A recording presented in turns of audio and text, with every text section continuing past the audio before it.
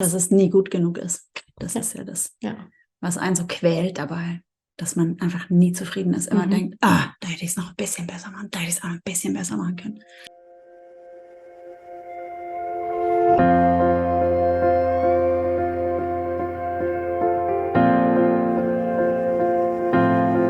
Hallo und herzlich willkommen bei Loslassen und gemeinsam wachsen, deinem Podcast rund um bewusste und bedingungslose Elternschaft. Mein Name ist Manuela Festel, ich bin Mama, Mutmacherin und vor allem Mentorin für achtsame Kommunikation und gewaltfreie Konfliktlösung mit Kindern. Und genau darum geht es auch hier in diesem Podcast. Ich zeige dir, wie du deinen Weg in eine bewusste, authentische und bedingungslose Elternschaft findest und Konflikte schließlich mit deinem Kind achtsam, respektvoll und gewaltfrei lösen kannst. Ganz ohne Schimpfen und Bestrafen. Bist du bereit? Na, dann lass uns loslegen. Hallo, herzlich willkommen. Schön, dass du da bist, hier in Loslassen und gemeinsam wachsen, zu einer neuen Podcast-Episode, zu einem wichtigen Thema, mit dem Frauen ganz oft konfrontiert sind, nämlich mit dem Perfektionismus. Ich habe heute hier im Interview Anina Diebold. Sie ist Hebamme, spirituelle Frauenbegleiterin und meine Herzensfreundin. Sie hat mich zu Hause besucht, mit ihren Kindern war sie bei mir und wir haben natürlich über so viele Themen gesprochen. Und eines dieser Themen haben wir für dich direkt vertont. Es geht um den Perfektionismus und die Gründe dafür, warum der Perfektionismus so eine unglaubliche Einbahnstraße ist. Du wirst in dieser Podcast-Folge erfahren, was Perfektionismus ist, woher der eigentlich kommt, warum es so ein großer Schatz ist, wenn wir nicht perfekt sind, wenn wir uns so authentisch und ehrlich zeigen, wie wir sind, was unsere Kinder auch eben von unterschiedlichen Menschen lernen können, die eben sich nicht perfekt zeigen und wie letztendlich bewusste Entscheidungen viel mehr Leichtigkeit in deinen Familienalltag bringen. Ich wünsche dir viel Spaß bei diesem schönen Gespräch mit Anina Diebold zum Thema Perfektionismus. So, ihr Lieben, herzlich willkommen. Hallo Anina. Wir haben gerade gesagt, wir stoßen an. Wir verraten nicht, dass es Wodka ist. So, ich darf euch heute eine besondere Podcast-Folge präsentieren, weil Anina, meine Gesprächspartnerin für einige Podcast-Episoden, die wir schon zusammen gemacht haben, ist bei mir jetzt eine Woche im Urlaub. Und da ist es natürlich ein Muss, dass wir uns beide vor die Kamera setzen und hier für euch was aufnehmen. Jetzt saßen wir schon ein bisschen, haben, ich glaube, 7 verschiedene Themen herunternotiert und uns jetzt aus dem Bauch heraus für ein Thema entschieden, das du jetzt hier heute erfahren darfst. Und der Titel ist Perfektionismus ist eine Einbahnstraße. Oder wie hast du gesagt, eine Autobahn ohne Abfahrt. Ohne Abfahrt. Ich sehe da so eine Autobahn vor mir, wo rechts und links so Mauern laufen und du kannst einfach immer nur geradeaus fahren. Mhm. Du bist angetrieben, immer schneller von deinem eigenen Perfektionismus, aber du findest keine Ausfahrt. Und irgendwann verlierst du die Kontrolle, oder? Übel. Ziemlich übles Ding. Und ich habe ihn aber auch ein bisschen. Also wenn wir mal so losstarten, was ist Perfektionismus eigentlich? Wo haben wir diesen Perfektionismus? Sehe ich den bei mir natürlich schon auch in der Idee, immer alles irgendwie besser zu machen, zu optimieren. Jetzt für den Podcast noch die Notizen zu machen, damit es irgendwie in einem guten Rahmen ist. Ich habe hier im Hintergrund auch stehen, Better Done Than Perfect, was auch der Grund war, dass wir jetzt gesagt haben, jetzt nehmen wir einfach auf, sonst wird es zu viel Kopf und dann reden wir nicht mehr aus dem Herz heraus. Perfektionismus, wie entsteht der? Wie kommt der? Was ist da passiert? Dass so viele Mamas, natürlich, ja, wir arbeiten weiter mit Frauen, mit Müttern und beobachten das hier auch. An mir natürlich auch beobachte ich das auch, dass wir so in diese perfektionistische Schiene reinkommen und sagen, oh, es muss jetzt noch besser sein und ich muss das jetzt unbedingt, ja, wo kommt das her? Und dass es nie gut genug ist. Das Ja. ist ja das, Ja. was einen so quält dabei, dass man einfach nie zufrieden ist. Immer denkt, da hätte ich es noch ein bisschen besser machen, da hätte ich es auch ein bisschen besser machen können. Mir fällt gerade ganz krass ein, tatsächlich eine Frau, die so perfektionistisch veranlagt war. Es gibt es ja wirklich, dass sie sich zum Beispiel am Tag 5-mal schminken. Also wirklich schminken und sagen, der Lidstrich war noch nicht so gut genug, nochmal das Gesicht waschen, nochmal machen. Also wirklich so ein sehr ausgeprägter Perfektionismus, der sehr schwierig dann natürlich auch ist in dieser Extremität.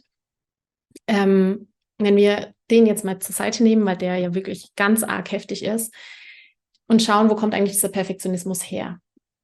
mag ich da an dieser Stelle tatsächlich einmal kurz in die Kindheit leuchten, weil natürlich alle unsere oder sehr viele Verhaltensweisen, die wir haben, die wir heute als Überlebensstrategie haben, und der Perfektionismus ist eine dieser Überlebensstrategien, die wir uns in der Kindheit angeeignet haben, weil es uns geholfen hat, in Situationen, die uns emotional überfordert haben, zu überleben, zurechtzukommen, das zu kriegen, was wir als Kind eigentlich brauchten und irgendwie keine andere Lösung dafür hatten. Und diese Strategie eben Dinge besonders gut zu machen, damit wir besonders gut genug sind und dann am Ende des Tages dann eben angenommen werden, das ist wichtig, angenommen werden, so wie wir sind, hat sich der Perfektionismus eben gebildet oder ist geblieben als Strategie, um nicht kritisiert zu werden.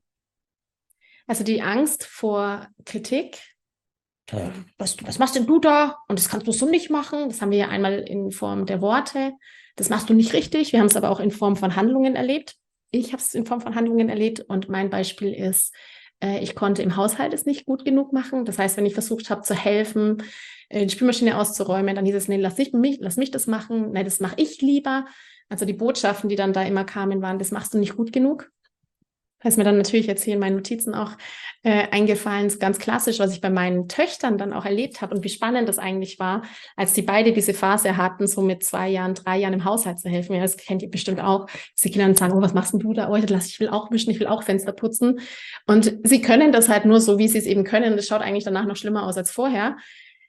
So Dinge zu tun, wie ich wische jetzt nach, während mein Kind dabei ist. Auch das ist eine Art und Weise der Reaktion. Es war nicht gut genug. Ja, du kannst es nicht so gut wie ich. Deswegen wische ich nochmal nach. Ich kann natürlich nachwischen, wenn mein Kind nicht zuschaut, weil ich ja natürlich auch ein Ergebnis haben will als Mama, völlig in Ordnung und alles okay. Aber in dem Moment, wo quasi das Kind mithilft zu wischen und die Mutter wischt nochmal drüber, kommt immer die Botschaft, es war noch nicht gut genug. Und da bilden sich in vielen kleinen Worten, in vielen kleinen Handlungen irgendwann mal die Geschichte in unserem Kopf, in der Kindheit, aha, so wie ich es mache, passt es nicht. Ich kann es nicht. Ne? Ich kriege immer kritisiert, ich bin einfach noch nicht gut genug in diesem Augenblick oder in diesem Moment. Und das ist so dieses, wir halten uns daran fest, es immer so gut zu machen, dass ein anderer mich nicht kritisieren kann, weil dieser Schmerz, die Kritik einfach echt unangenehm ist. Mir fiel witzigerweise was Lustiges dazu ein, wie so ein Gegenbeispiel ist. Ja. Offensichtlich habe ich meine älteste Tochter, die jetzt 13 ist, ausreichend in Ruhe putzen lassen, weil als sie kurz vor ihrem 3. Geburtstag sind wir umgezogen und sie wollte eine blaue Wand in ihrem Zimmer, so ein bisschen so schraffiert. Und meine Mutter hat es mit ihr gestrichen und dann hat sie zu ihr gesagt, geh jetzt mal weg, Großmama, ich mache das, ich kann es besser, weil deine Augen sind nicht mehr so gut. Und dann hat meine Mutter zur Seite geschoben und hat auch nochmal gestrichen, wo meine Mutter schon gestrichen hatte. Und das ist mir jetzt gerade eingefallen. Ja, okay, offensichtlich hat sie da genug Selbstvertrauen gehabt in ihre Fähigkeiten. Und ich erinnere mich eben gut, dass sie super engagiert war mit Putzen und so. Und dass ich es eigentlich immer genossen habe, mit ihr zusammen zu putzen, aber eben auch manchmal dann, wenn sie nicht dabei war, was weiß ich, nochmal den Wasserhahn nachpoliert habe oder so. Aber ich glaube, es ist ein ganz gutes Beispiel, wo man erkennt, selbst wenn man dann sagen würde, oh super, hast du toll gemacht, guck mal, ich mache hier noch die letzten Flecken weg, ist für uns vielleicht so eine Kleinigkeit, aber für das Kind ist es so, oh, okay, ich habe es nicht gut genug gemacht. So, hat nicht ausgereicht. Ich habe alles gegeben, aber es hat nicht ausgereicht. Genau, und nicht für jedes Kind ist es so. Also auch nochmal der Hinweis, ist nicht nur, weil wir das jetzt einmal so gesagt haben, macht es bei dem Kind dieses Ergebnis, aber es kann sein, dass diese Botschaft bei dem Kind ankommt.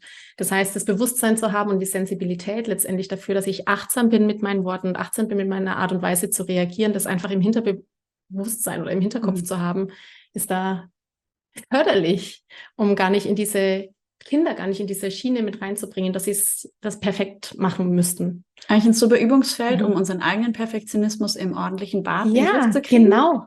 Einfach aushalten, dass das Kind jetzt geputzt hat und sagen, cool, hat mir was abgenommen, ist vielleicht nicht so, wie ich es perfekt machen würde. Ja, und aber auch für die Mühe, die sich das Kind gemacht hat. Ich kann da gleich üben, dass mir die 2 Wasserflecken da jetzt vielleicht nichts ausmachen, weil hey, bevor ich jetzt nachwische, gehe ich lieber ein Eis essen mit meinem Kind und habe vielleicht eine coole Zeit statt ein perfektes Bad. Ja. Da kommen wir gleich dazu. Mir fällt gerade direkt, ich höre euch quasi schon direkt sagen, ja, aber muss mein Kind nicht lernen, wie es geht? Dass ich meinem Kind beibringe, wie die Dinge funktionieren, damit es natürlich auch irgendwo im Leben zurechtkommt und so. Und da ist es tatsächlich, ja, absolut. Und ich kann auch meinem Kind Putzen beibringen, wenn wir jetzt mal bei dem Putzenbeispiel bleiben, weil das irgendwie so super griffig ist. Die Art und Weise, wie ich daran gehe, ist das Entscheidende. Ich kann nämlich völlig neutral zu meinem Kind sagen, weißt du was? ich beobachte gerade, du machst es ganz anders als ich. Darf ich dir zeigen, wie ich das mache? Oder magst du mir erklären, warum du das so machst? Und in dem Moment, wo ich quasi wieder mit meinem Kind in Kontakt komme, mein Kind sagt, na, ich mache das so, weil... Oder ich sage, darf ich dir zeigen, wie ich das mache? Weil ich habe Erfahrungen damit gemacht, dass es irgendwie leichter geht. Und mein Kind sagt, ja, zeig mal, bin ich auf einer ganz anderen Ebene. Dann bin ich nicht auf der Ebene von, ich wische mal drüber, ich mache das nochmal weg, das war nicht gut genug, sondern hinzu, guck mal, wie ich das mache, schau mal, wie du das machst und was kannst du von mir lernen, was kann ich von dir lernen. Ist anders. Voll, ja, weil es ja auch die Zügel in der Hand behält, Ja, weil es genau. entscheiden kann, will ich das jetzt sehen oder interessiert es mich? Ja, genau. Ich finde es gerade gut genug, Mhm. will ich nicht hören, wie du es machst. Ja. Könntest ja immer noch entscheiden. Spannend. Du hast gesagt, du möchtest bei dem Thema was zum Thema sagen, ein Dorf würde anders erziehen. Ja, das beschäftigt mich schon eine Weile. Eben ein Dorf, weil das ja immer wieder so das Thema ist unter Eltern oder vor allem Mütter, dass das viel benannte Dorf fehlt. Und ich bin gar nicht dafür, dass wir jetzt alle wieder in irgendwelche Dörfer ziehen und alle Nachbarn miterziehen dürfen drumherum und jeder darf mit einer Ohrfeige reagieren, wenn da, was weiß ich, Bub mit dem Fahrrad an die Mauer fährt oder irgendwas. Mhm.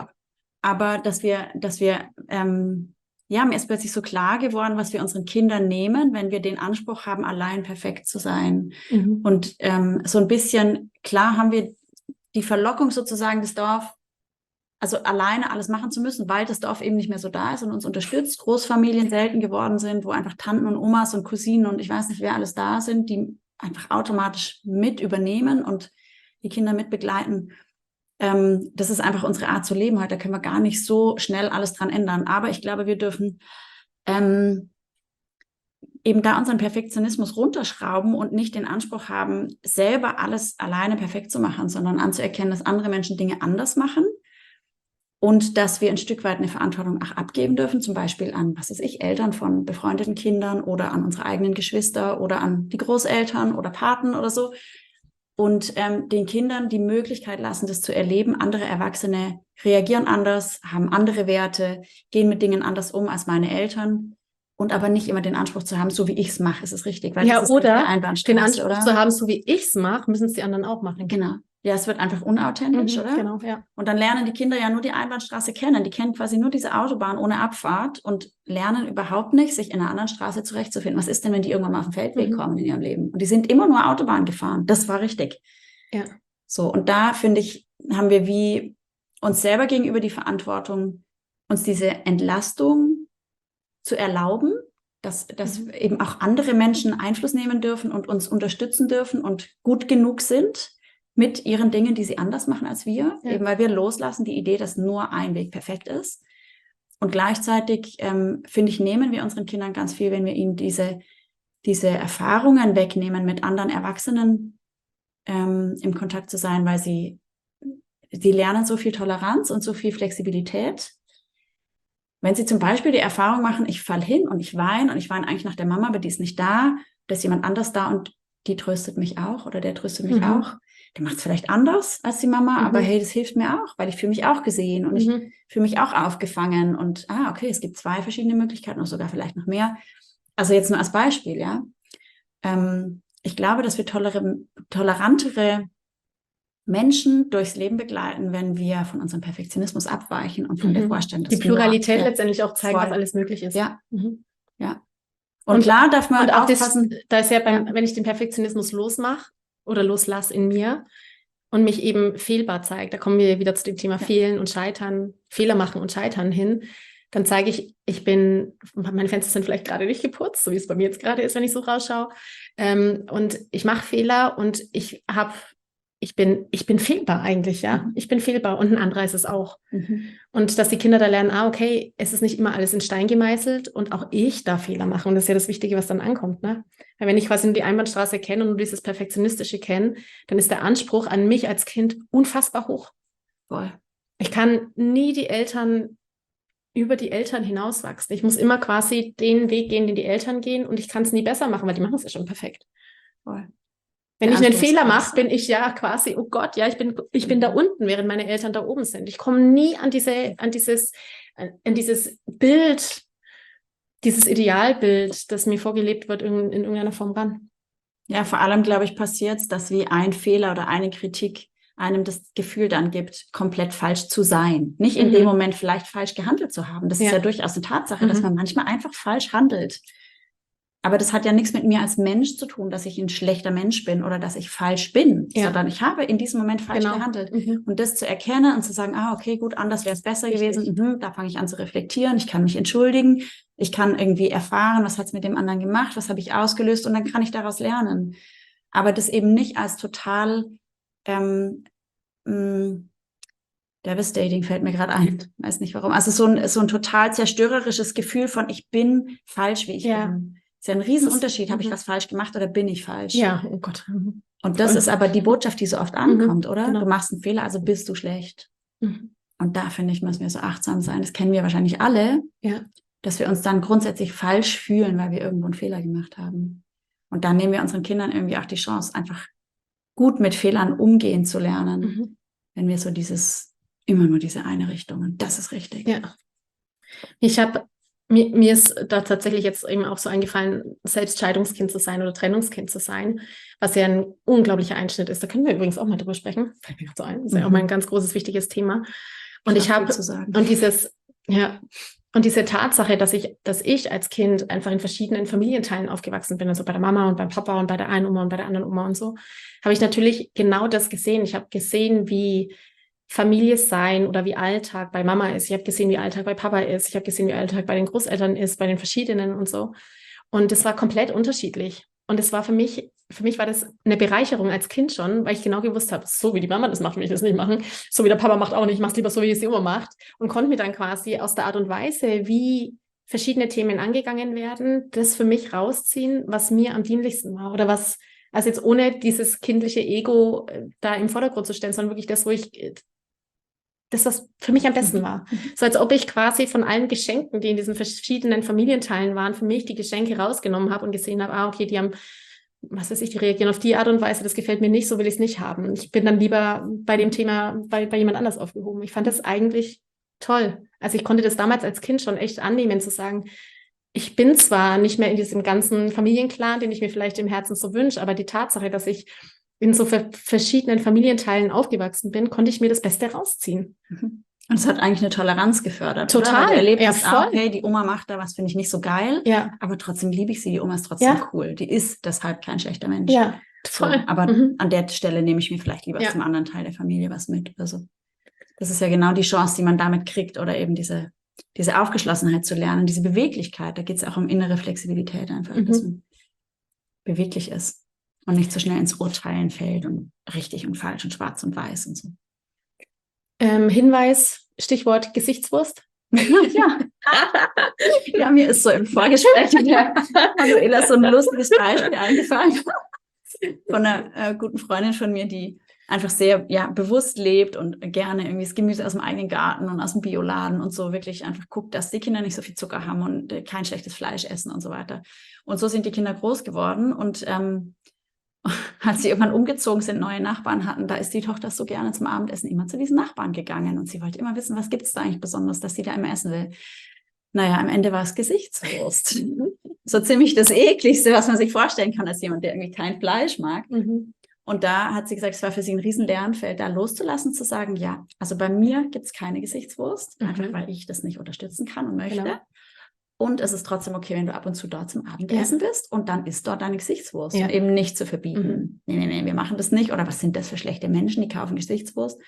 Einfach, das ist ja keine Wertung, wenn ich sage, ich will es bei uns zu Hause nicht. Genau. So kann ich einfach hinstellen und meinen Werten treu bleiben und trotzdem den Kindern eine gewisse Freiheit geben, auch sich manchmal Dinge zu holen, die es vielleicht zu Hause nicht gibt. Und jetzt komme ich gleich zu dem Punkt, der an der Stelle für mich wichtig ist und den ich mit meinen Frauen auch immer wieder bespreche, nämlich der Aspekt, dass ich mir das Leben trotzdem leicht machen darf.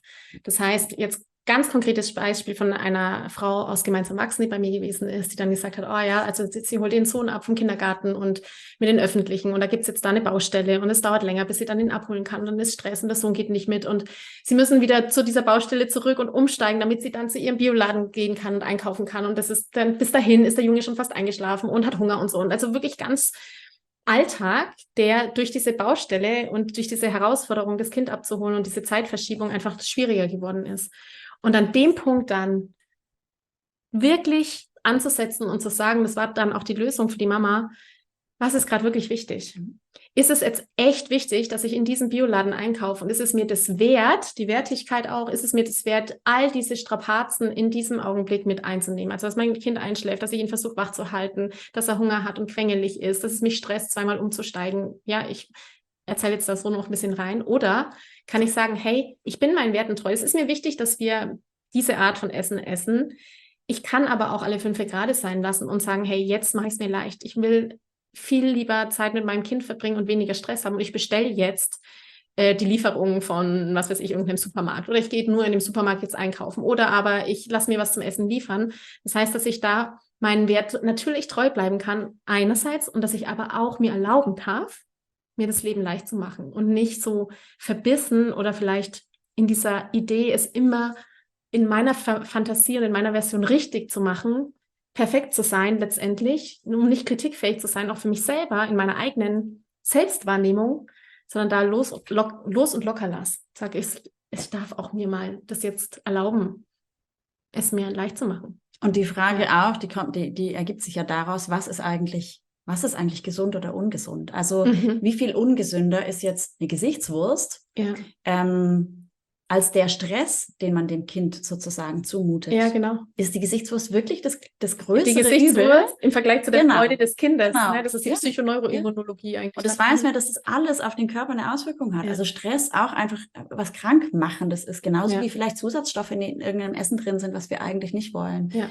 Aber dass ich dann einfach bewusst entscheiden kann, okay, wir machen jetzt eine Ausnahme. Ich rück da ein Stück ab von meinem perfekten Wert, der absolut perfekten Ernährung, weil ich erkenne, diesen Riesenstress mit meinem Kind. Das wiegt sich auf, ja. Genau, das wiegt sich auf oder der wiegt vielleicht sogar schwerer am Ende.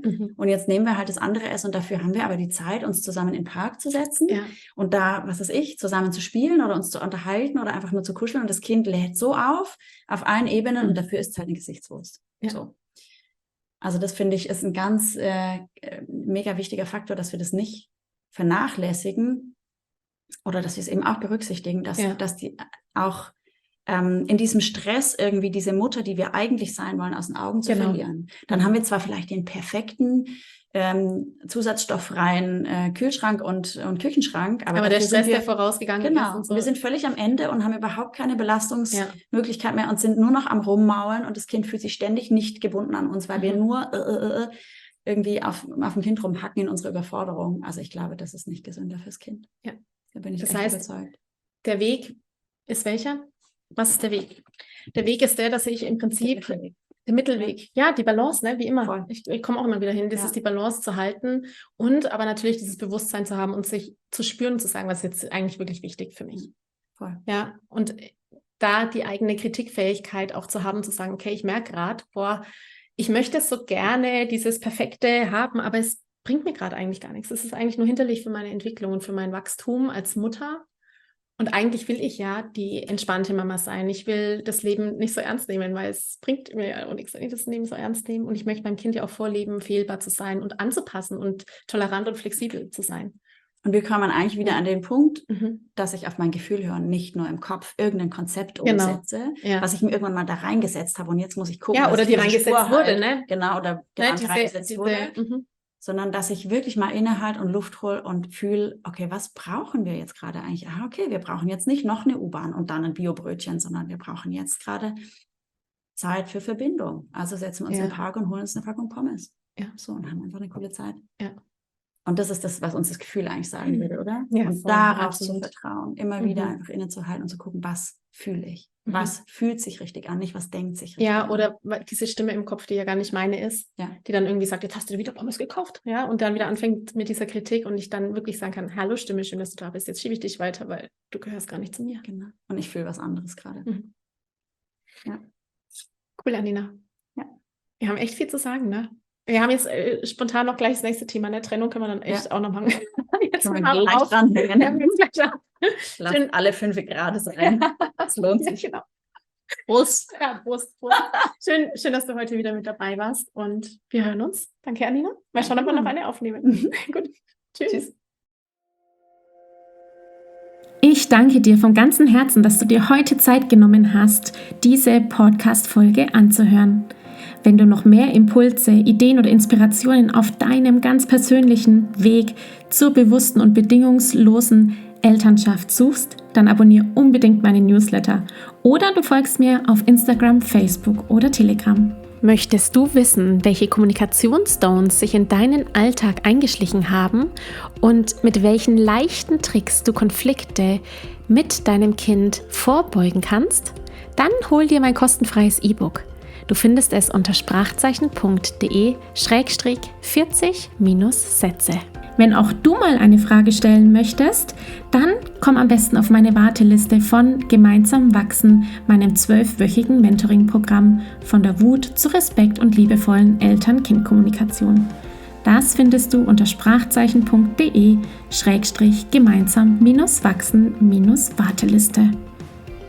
Wenn dir die Folge gefallen hat, freue ich mich natürlich riesig über einen Kommentar und natürlich, wenn du die Folge bei deinen Freunden und Freundinnen teilst und meinen Podcast abonnierst. Jetzt wünsche ich dir aber alles Gute. Wir hören uns sicherlich bald. Viele liebe Grüße. Ciao, ciao. Und natürlich auch mag ich dir hier an dieser Stelle meine von Herzen kommende Herzensempfehlung geben, Anina zu kontaktieren bei allen Fragen, die du rund um Weiblichkeit und Frausein hast. Anina ist Hebamme. Sie begleitet dich auf diesem ganzen Weg der Schwangerschaft, Geburt, Nachsorge. Sie gibt Mother Blessings, Massagen, alles, was es braucht, um sich als Frau und werdende Mutter und Mutter in diese Rolle und in dieses Gefühl und in diese große Aufgabe, die es da eben gibt, hineinzufinden und hineinzuwachsen.